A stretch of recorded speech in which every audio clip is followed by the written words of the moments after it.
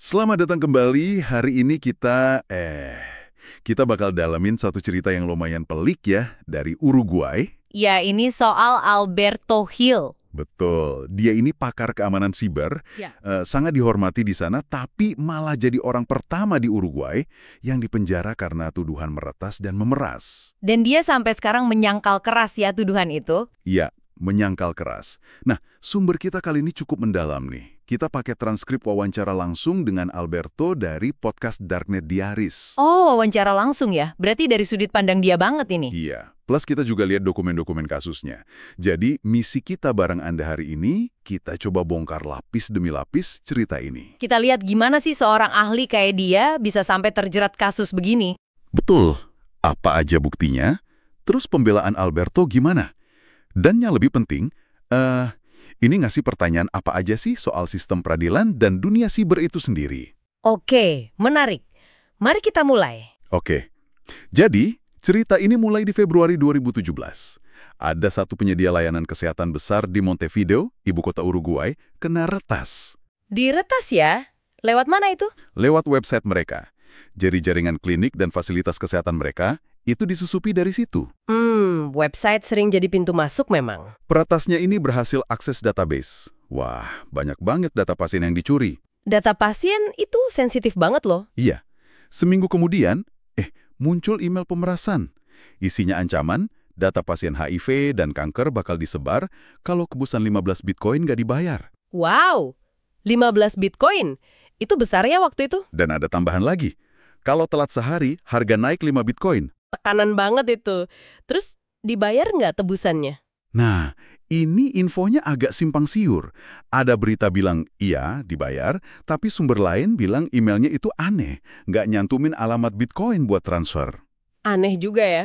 Terus datanya bocor nggak akhirnya? Nggak. Yang jelas, data pasien itu nggak pernah sampai bocor ke publik. Oke, tapi tetap aja serangan kayak gini serius banget dampaknya. Bayangin aja privasi pasien, reputasi institusi kesehatannya. Pasti hancur ya. Apalagi ngancam nyebarin data HIV atau kanker. Itu, tekanan psikologisnya luar biasa. Bukan cuma soal data bocor, tapi info yang paling personal. Bener banget. Nah, provider medis ini langsung gerak cepat, lapor polisi. Investigasi dimulai, namanya Operasi Bitcoin. Operasi Bitcoin, oke. Setelah 7 bulan nyari, akhirnya ada titik terang. Alamat IP. Alamat unik komputer itu ya? Iya, alamat IP pengirim email pemerasan itu terlacak ke sebuah apartemen di Montevideo. Ketahuan dong siapa? Polisi langsung gerebek apartemen itu. Dan mereka nangkap penghuninya, namanya Alberto Hill. Pas masuk, polisi kaget banget lihat, wah, banyak banget perangkat elektronik di sana. Oh ya? Kayak gimana? Kayak mereka merasa nemu sarang peretas besar gitu lah. Oke, jadi langsung dicurigai ya? Langsung? Pertanyaannya kan, siapa sih Alberto Hill ini sebenarnya? Iya, profilnya gimana? Waktu ditangkap, usianya 41 tahun. Dan dia ini bukan orang sembarangan di dunia IT Uruguay. Oh, bukan amatir ya? Bukan. Dia pernah jadi konsultan keamanan buat pemerintah 4 tahun. Ngurusin keamanan sistem, investigasi malware, audit keamanan. Wah, pengalaman di pemerintah. Bahkan sebelumnya, dia kerja bareng Interpol di bidang forensik digital. Interpol? Kredibel dong berarti pendidikannya. Pendidikannya juga oke. Punya gelar associate, insinyur, sampai master di bidang komputer. Plus, dia punya sertifikasi yang cukup bergengsi ya. Apa dia tuh? Project Management Profesional atau PMP sama Certified Ethical Hacker, CEH. Nah, CEH ini penting. Itu kan sertifikasi yang justru ngajarin alat dan teknik yang dipakai peretas ilegal. Oh gitu. Justru diajarin cara ngeretas. Iya, filosofinya kan kenali musuhmu. Buat melindungi sistem, Anda harus tahu cara nyerangnya. Ini standar di industri keamanan. Oke. Pantes dia juga disebut paham banget soal cryptocurrency. Pernah nulis makalah, jadi pembicara soal Bitcoin di konferensi internasional. Jelas, Alberto ini punya keahlian teknis yang sangat mumpuni. Tapi, ini juga yang mungkin nanti bikin garis batasnya jadi tipis ya, antara ahli keamanan sama, yaitu. Nah, ini dia nih. Cerita jadi makin pelik, sekaligus ironis banget. 2 tahun sebelum kejadian peretasan 2017 ini, 2 tahun sebelumnya, ngapain dia? jadi di tahun 2015, Alberto ini nggak sengaja nemu celah keamanan yang parah banget di website provider medis yang sama. Yang diretas itu kok bisa dia nemu? Waktu itu dia lagi bantu pacarnya akses rekam medis online. Terus iseng aja gitu, muncul rasa penasarannya. Dia coba login pakai username admin dan password admin. Admin, itu kan kombinasi paling dasar ya. Harusnya nggak boleh ada. Harusnya nggak boleh, tapi Lah, ternyata berhasil. Dia dapat akses administrator penuh. serius? Semudah itu? Semudah itu. Dia bisa lihat semua data. Medis, pribadi, finansial, perusahaan, bahkan bisa bikin user baru. Wah, ini sih kerentanan paling parah. Skor 10 dari 10 kalau di penilaian keamanan. Admin itu udah kayak dosa besar di dunia IT puluhan tahun lalu. Iya kan? Nah, apa yang Alberto lakukan pas nemu itu? Nah, ini penting. Dia ngapain? Dia langsung kirim email ke CERT Uruguay. Itu tim tanggap darurat siber pemerintah. Emailnya detail, jelasin temuannya, Bagus dong. dan yang penting, dia sertakan alamat IP-nya sendiri pas dia akses itu. Dia transparan. Oke, dia ngaku kalau dia yang akses buat ngecek. Iya, CERT balas cepat, cuma 2 jam. Konfirmasi kalau masalahnya beneran ada. Alberto, ya udah, merasa udah melakukan hal yang benar. Terus dia lupain kejadian itu. Ini namanya responsible disclosure. Pelaporan kerentanan yang bertanggung jawab. Langkahnya udah bener banget lapor ke CERT. Udah benar ya? Udah. Tapi ironisnya, justru niat baik ini yang 2 tahun kemudian ikut nyeret dia. Kenapa? Karena laporannya itu ninggalin jejak digital kalau dia pernah akses sistem itu. Oh, jadi malah jadi bukti nantinya. Bisa jadi, ini resiko yang sering dihadapi para white hat hacker. Niat baik bisa disalahartikan kalau nggak ada konteks yang jelas atau kalau pihak lain nggak paham. Paham. Oke, kita balik lagi ke penggerebekan tahun 2017 ya. Iya, pas polisi datang ke apartemennya. Polisi geledah apartemen Alberto dan nemuin tumpukan barang yang bikin mereka makin yakin. Wah, ini dia pelakunya. Barangnya apa aja emang? Sebanyak apa? Banyak banget. Ada uang tunai berbagai mata uang, totalnya sekitar 13.000 dolar AS. Terus ada 6 laptop, 5 ponsel. Banyak juga ya device-nya. Ada alat cloning kartu kredit, 125 kartu kredit kosong. Wah, ini nih yang biasanya bikin curiga banget, kartu kredit kosong. Iya kan? Terus ada 30 kartu kredit normal, tapi atas nama Alberto sendiri. Belasan hard drive, ada duplikator drive, beberapa router, dompet hardware Bitcoin. Dompet Bitcoin, oke, dia kan emang ahli kripto. Banyak USB drive, beberapa isinya alat hacking kayak rubber ducky gitu. Ada printer, topeng Guy Fawkes. Topeng Anonymous itu ya, simbol hacker. Iya. Sampai ada alat pemotong kertas yang sama polisi disangka giliotin. Giliotin, alat potong kertas. Haha, ada-ada aja.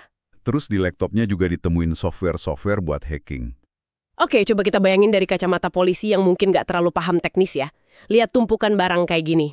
Pasti langsung mikir, ini sarang penjahat ya? Jelas banget, kelihatan kayak gudang senjata pertas. Walaupun mungkin Alberto punya penjelasan logis, kita perlu paham kenapa polisi bisa bereaksi kayak gitu.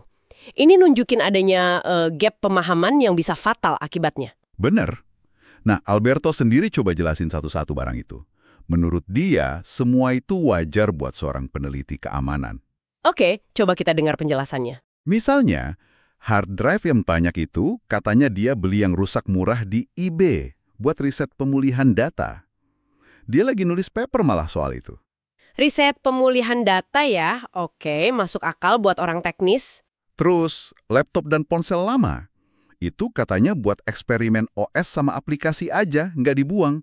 Saya sendiri aja punya beberapa ponsel lama di laci. Haha, iya sih, banyak orang IT gitu. Terus alat hacking. USB drive hacking, kayak rubber ducky itu, katanya alat standar buat belajar, buat pahami metode peretas biar bisa ngelindungin sistem lebih baik. Kenali musuhmu tadi ya. Betul. Terus, dompet Bitcoin. Ternyata dia itu reseller resmi produk Ledger di Uruguay. Oh, reseller resmi. Pantes punya stok. Alat cloning kartu sama kartu kosong. Katanya buat riset keamanan fitur chip and PIN di kartu kredit. Mesinnya legal, dia beli resmi. Kartunya juga kosong, nggak pernah dipakai buat jahat. Riset keamanan kartu kredit. Ini agak di area abu-abu mungkin ya buat orang awam. Mungkin. Terus 30 kartu kredit normal atas nama dia. Itu koleksi pribadinya dari tahun 1995. Banyak yang udah kadaluarsa. Dia emang suka ngoleksi katanya. Ngoleksi kartu kredit. Agak unik ya, tapi ya hobi orang beda-beda. Uang tunai. Itu hasil jual beli mobil sama jual beberapa Bitcoin ke turis asing. Oke. Yang gilotin tadi, Itu beneran cuma merek alat potong kertas presisi tinggi. Ibunya sampai ketawa pas ditanya polisi soal itu. iya ampun. Topeng Anonymous. Itu cuma koleksi barang terkait kultur hacking aja, sama kayak dia punya kaos-kaos tema keamanan atau IT. Nah, ini semua balik lagi ke soal persepsi. Buat orang IT atau keamanan, punya lab di rumah dengan banyak perangkat gini tuh, biasa aja.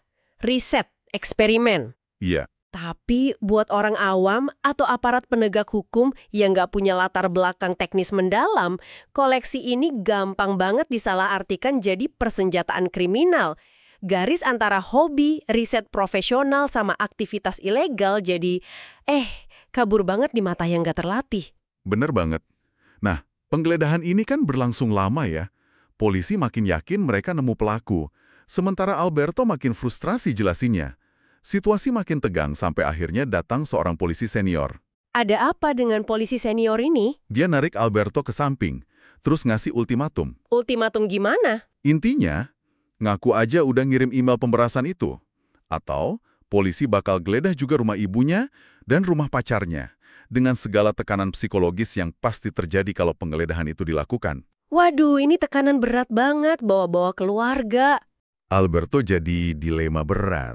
Dia yakin banget gak ada bukti, terutama bukti IP address yang bisa hubungin dia langsung ke pengiriman email pemerasan itu. Dia yakin bukti teknisnya nggak ada. Iya, tapi di sisi lain, dia nggak tega ngebayangin ibu sama pacarnya harus ngalamin trauma digrebek, diinterogasi. Jadi dia dihadapkan pada pilihan yang sulit banget. Akhirnya, dia bikin keputusan yang fatal. Dia milih buat mengaku. Dia ngaku, walaupun dia yakin nggak salah. Iya, dia ngaku dengan harapan nanti di pengadilan dia bisa buktiin kalau dia nggak bersalah pakai bukti-bukti teknis yang dia yakini nggak ada itu. Dia pikir pengakuan bisa dicabut atau dibantah nanti.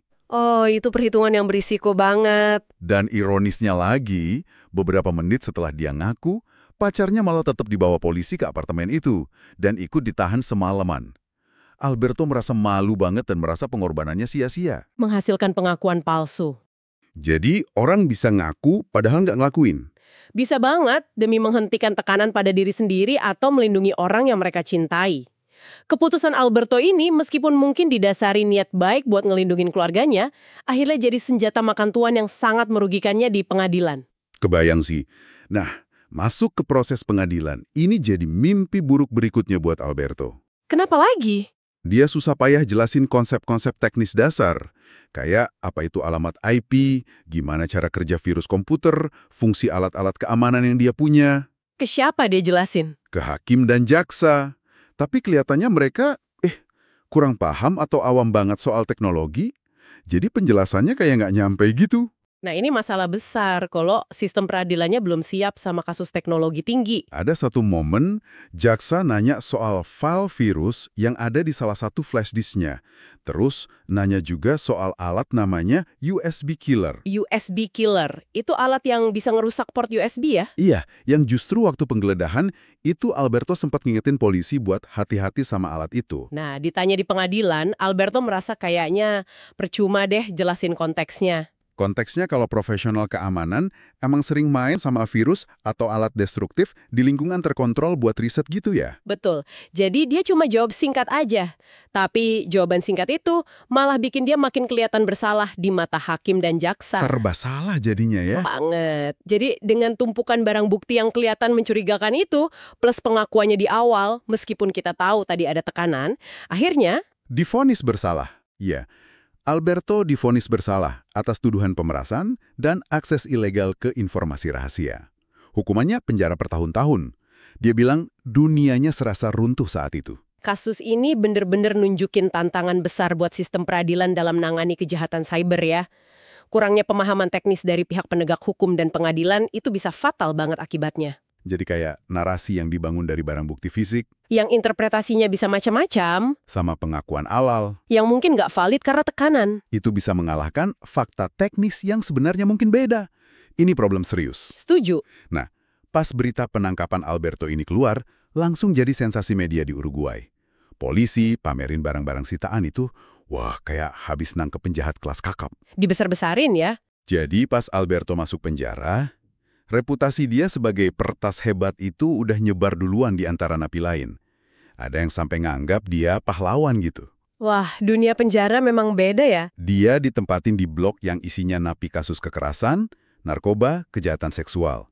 Jelas dunia yang asing banget buat dia yang latar belakangnya IT. Awalnya ada aturan ketat. Dia dilarang keras nyentuh komputer sama sekali. Wajar sih kalau ada kekhawatiran. Tapi, ini ironisnya lagi nih. Karena dia berkelakuan baik, 3 bulan kemudian, Alberto malah dipercaya sama sipir buat ngajar Microsoft Word dasar ke sesama napi. Ngajar komputer? Di penjara? Iya, di ruang komputer penjara. Yang mana ruang komputernya itu ada koneksi internetnya. Hah? Serius? Ada internetnya? Itu nggak bahaya ya? Menurut ceritanya gitu. Aneh kan? Nah, penjara di sana itu punya sistem unik. Napi yang kelakuannya baik bisa dapat izin keluar sementara, beberapa hari seminggu. Oh, ada program asimilasi gitu ya? Iya, Alberto ini udah hampir dapat izin keluar 1 hari per minggu. Pas lagi proses itu, tiba-tiba ada pengunjung misterius datang nemuin dia di penjara. Siapa? Ngakunya sih pengusaha. Dia bilang kaget dengar kasus Alberto. Merasa orang kayak Alberto ini harusnya direkrut pemerintah, bukan di penjara. Mencurigakan nggak sih? Agak aneh memang. Dan yang lebih aneh, cuma beberapa hari setelah kunjungan orang itu, tiba-tiba Alberto dapat izin keluar yang maksimal, 72 jam per minggu. Padahal normalnya bertahap, gak secepat itu. Wah, ini aneh banget. Kayak ada intervensi dari luar. Kelihatannya gitu. Nah, pas Alberto lagi nikmatin izin keluarnya itu, orang asing yang sama nemuin dia lagi di luar penjara. Mau apa lagi dia? Kali ini langsung to the point. Dia minta Alberto buat meretas sebuah bank spesifik. Minta diretasin, Bang. Iya, lengkap dengan rencana detailnya. Target rekeningnya mana, jumlah uang yang harus dicuri berapa. Gila ini sih. Udah kayak di film. Terus Alberto gimana? Alberto langsung nolak mentah-mentah. Dia nggak mau terlibat kriminal beneran, Baguslah. tapi orang itu nggak nyerah. Dia terus neror Alberto, nguntit dia tiap minggu pas Alberto lagi bebas keluar penjara. Diteror. Waduh. Alberto jadi stres berat, ketakutan. Dia mikir, gimana kalau nanti bank itu beneran diretas sama orang lain, terus dia yang dituduh karena dia udah tahu rencananya? Atau gimana kalau dia dianggap tahu terlalu banyak, terus dicelakain sama orang ini? Tekanan lagi ya. Dia lapor nggak soal ini? Dia sempat laporin soal teror ini ke sipir penjaranya. Terus gimana? Nggak jelas tindak lanjutnya gimana. Kecemasan Alberto makin parah. Dia diresepin obat penenang Xanax, tapi lama-lama nggak mempan. Udah kebal mungkin ya, saking stresnya. Iya, sampai satu titik karena panik, dia terus nambah dosis Xanax sendiri. Sampai akhirnya overdosis. Ya ampun, overdosis. Iya, dia ditemuin nggak sadarkan diri, langsung dilarikan ke rumah sakit. Sempat koma 2 jam sebelum akhirnya berhasil diselamatkan. Gila, tekanan psikologisnya bener-bener luar biasa ya. Bahkan setelah udah divonis dan dapat sedikit kebebasan, pun masih dikejar masalah kayak gini. Ini nunjukin betapa rentannya posisi orang yang baru keluar penjara, apalagi kalau jadi target eksploitasi atau ancaman. Kasian banget ya nasibnya. Tapi, di tengah semua kekacauan itu pengacaranya Alberto ternyata nggak nyerah. Dia terus ngajuin banding atas vonisnya.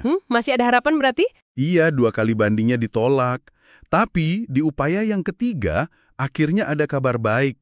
Bandingnya diterima. Wah, akhirnya. Terus gimana? Langsung bebas? Nggak langsung bebas, ada syaratnya. Alberto harus bayar uang jaminan sebesar $10.000 AS. Lumayan besar juga ya.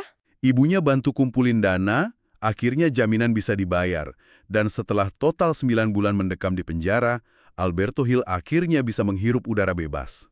Syukurlah kalau gitu. Setidaknya bisa keluar dari penjara dulu. Iya, tapi pas dia balik ke apartemennya, dia nemu kejutan lagi. Apa lagi sekarang? Ternyata polisi itu ninggalin banyak banget barang bukti di apartemennya. Nggak semuanya disita waktu pengerebekan dulu.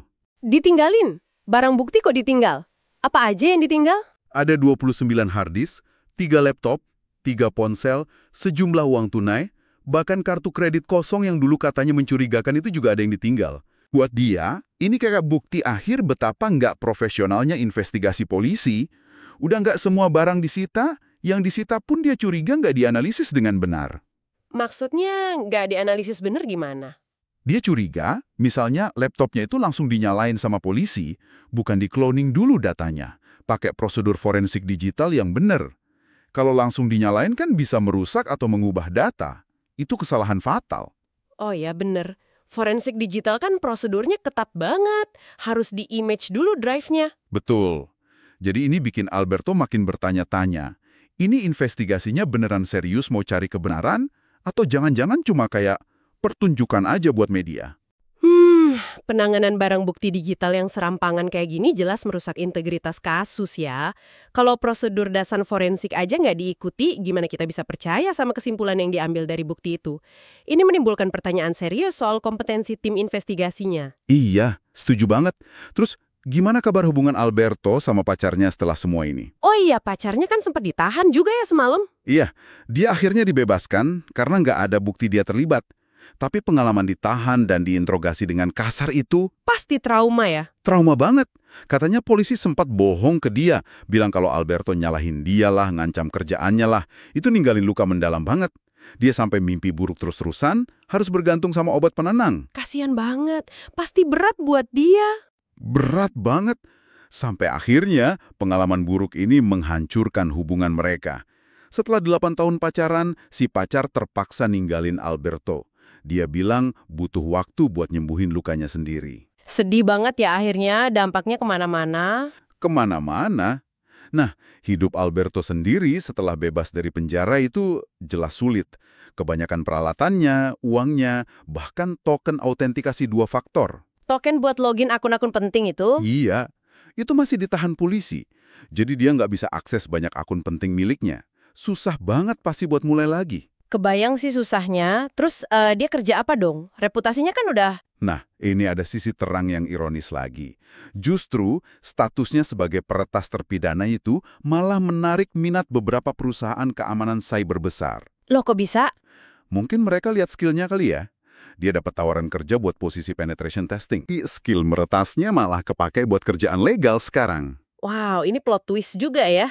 Alberto sendiri coba lihat pengalamannya ini sebagai pelajaran yang bikin dia kuat. Dia sempat bilang, kalau saya bisa bertahan 8 bulan di penjara, saya bisa melakukan apa saja dalam hidup. Mentalnya kuat juga ya berarti setelah semua itu. Kayaknya gitu. Nah, kasus Alberto ini juga bikin kita mikir ya, soal dunia keamanan siber secara umum. Kenapa sih para profesional keamanan yang tugasnya kan justru ngelawan peretas jahat, tapi kok sering banget kelihatan merangkul budaya peretas? Maksudnya gimana tuh merangkul budaya peretas? Ya kayak, mereka sering ikut konferensi hacker, tukar taktik sama hacker, meskipun yang white hat ya, pakai kaos atau stiker tema hacking. Kayak kasus Alberto yang punya topeng Anonymous atau alat-alat hacking itu kan? Kenapa gitu ya? Oke. Sumber kita kan ngasih analogi menarik ya soal ini. Kayak polisi yang suka nonton film kekerasan, atau petugas pemadam kebakaran yang pasang stiker api di truknya. Ada semacam ketertarikan pada aksi dan pemahaman mendalam soal lawan yang mereka hadapi. Oh, jadi biar lebih paham musuhnya gitu. Betul. Filosofi dasarnya kan tadi, kenali musuhmu.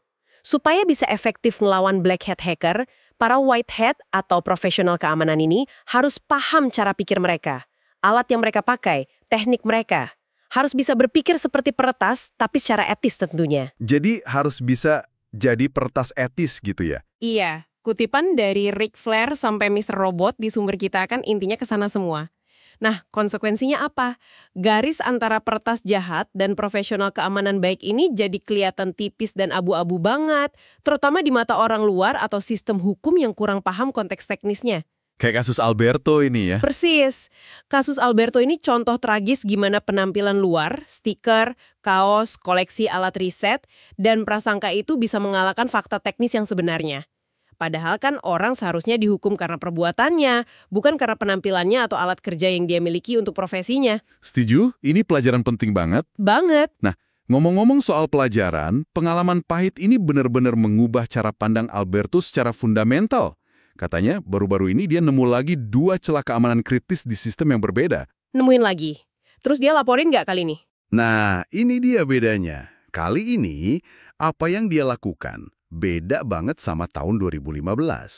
Dia cuma ambil screenshot buat bukti pribadi dia, terus matiin komputernya. Udah gitu aja. Nggak dilaporin sama sekali? Ke si RT atau ke pemilik sistemnya? Nggak. Padahal katanya dia udah pakai VPN, pakai proxy buat nyamarin jejaknya pas ngecek itu. Tapi tetap, dia pilih buat nggak lapor sama sekali. Dia ngaku, habis itu dia bisa tidur nyenyak. Tidur nyenyak karena nggak lapor. Iya, dia bilang, saya sudah belajar pelajaran saya. Titik, nggak akan lagi lapor. Wah, ini kesimpulan yang menyedihkan banget ya sebenarnya. Tapi bisa dimengerti juga dari sudut pandang dia setelah ngalamin semua itu. Iya sih, ngeri juga kalau niat baik malah bikin masuk penjara lagi. Tapi di sisi lain, sikap diam ini artinya kan potensi kerentanan kritis itu nggak dilaporkan, nggak diperbaiki, yang pada akhirnya bisa membahayakan kita semua kalau ada penjahat siber yang nemuin dan manfaatin celah itu. Benar juga ya. Jadi dilema etika lagi. Ini dilema etika besar yang dihadapi para white hat hacker sekarang. Mau ambil risiko pribadi demi kebaikan publik, atau mending main aman dan diem aja setelah lihat contoh kasus kayak Alberto ini? Susah jawabnya. Susah banget. Jadi kalau kita tarik benang merahnya nih, dari kasus Alberto Hill ini, apa sih kesimpulan utama yang bisa kita ambil? Banyak banget ya pelajarannya. Kita lihat betapa rumitnya dunia kejahatan siber itu. Terus potensi adanya bias dalam sistem peradilan yang mungkin gagap teknologi ya. Betul. Dan betapa tipisnya garis antara peretas dan ahli keamanan di mata orang awam. Serta dampak psikologisnya yang bisa menghancurkan bagi semua yang terlibat, bukan cuma si tertuduh. Iya, pacarnya juga kena dampak berat ya. Nah, buat Anda, para pendengar, menurut saya kasus ini jadi pengingat penting soal literasi digital di zaman sekarang. Kita semua perlu lebih kritis dalam memahami dan menilai bukti digital. Gimana tuh maksudnya kritis? Ya, jangan terlalu cepat mengambil kesimpulan atau berprasangka terhadap seseorang hanya karena alat yang mereka miliki atau jejak digital yang mereka tinggalkan tanpa benar-benar paham konteksnya. Kasus Alberto ini menunjukin betapa berbahayanya prasangka yang didasarkan pada ketidakpahaman teknis. Setuju. Penampilan bisa menipu ya? Bisa banget. Oke, sebagai penutup nih, mungkin ada satu hal yang bisa kita renungkan bersama. Kalau seorang ahli kayak Alberto, yang niat awalnya itu baik, mau melaporkan masalah keamanan, tapi malah bisa berakhir di penjara dan trauma. Apa ya dampaknya buat keamanan kita bersama ke depannya? Pertanyaan bagus. Berapa banyak lagi ahli keamanan di luar sana yang sekarang mungkin jadi takut, terus milih buat belajar pelajarannya Alberto, dan diam aja ketika nemuin celah berbahaya?